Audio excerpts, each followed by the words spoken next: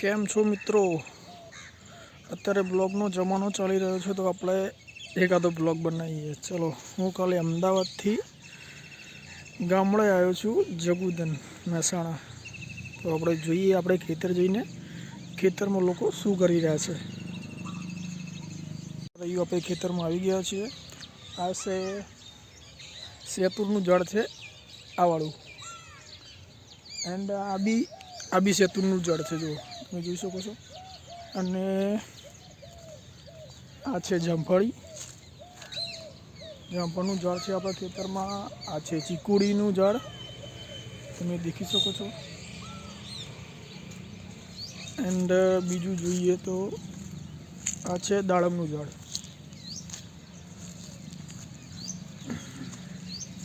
આ છે દાડમનું ઝાડ, છોડ કહીએ તો. આ છે સીતાફળી, સુકાઈ ગઈ છે પાણીના લીધે. અને આ છે અમારા ખેતરનો કૂવો, બહુ વર્ષ જૂનો છે. હવે જઈશું આપણે આપણા ભાઈઓ જોડે, ખેતરમાં એ લોકો શું કરી રહ્યા છે. ચલો તો દેખીએ, ફટાફટ જઈએ ખેતરમાં.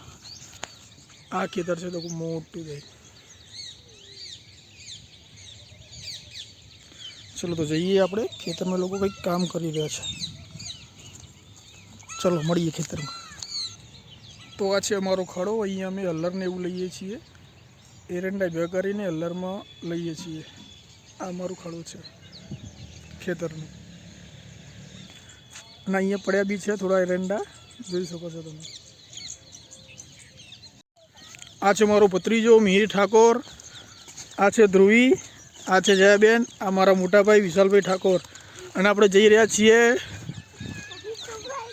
મારા ભત્રીજા જોડે, શિવમ ઠાકોર જોડે.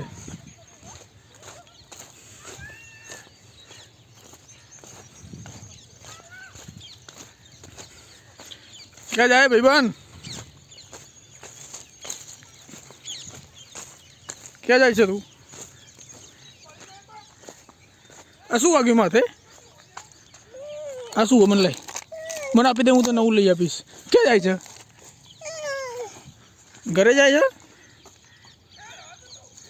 ઘરે જાય છે? આ લોકો ઘરે જઈ રહ્યા છે. અને આના માથા વાગેલું છે, થોડું પડી ગયું હતું એટલે અંદર. તો અહીંયા લસકા બાજરી માટે પાળ બંધાઈ રહી છે. આ મારા મોટાભાઈ કમલેશભાઈ છે. ત્યાં પણ જોઈએ તો વિષ્ણુભાઈ, એમના નાનાભાઈ. આ છે રાધે ઠાકોર અને જય ઠાકોર, જે અહીંયા કામ કરી રહ્યા છે ખેતરમાં મારી સાથે. હું પણ કામ કરીશ અહીંયા, જોઈએ કેવું રહે છે અમદાવાદથી આવ્યા પછી. અહીંયા લસકા બાજરી અહીંયા વાવવાની છે. અરે ભાઈબંધ, આ છે રાધે ઠાકોર.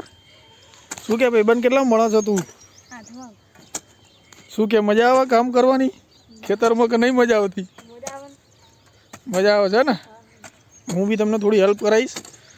આ નામ છે, આ છે વિષ્ણુભાઈ, એમનો બાબો છે. શું કહો વિષ્ણુભાઈ, મજામાં? આ છે જયનીલ ઠાકોર. શું કે ભાઈ, તું કેટલા મળે છે? મજા આવે કામ કરવાની કે નહીં મજા આવતી? કે ભણવાની મજા આવે? બંને મજા આવે. ઓકે ઓકે, સરસ સરસ.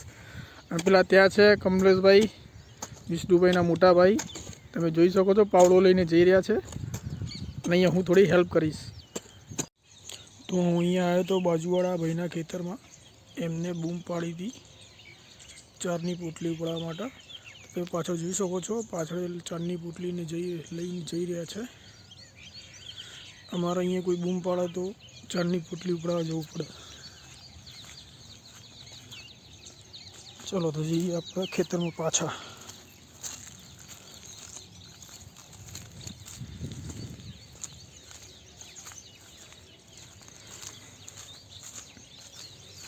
તો અહીંયા તાર બંધેલા છે, તો આપણે નમીને જવું પડશે.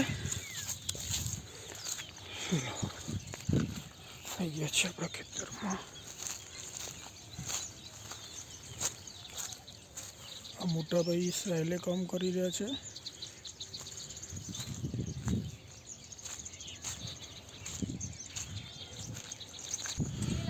તો આપણે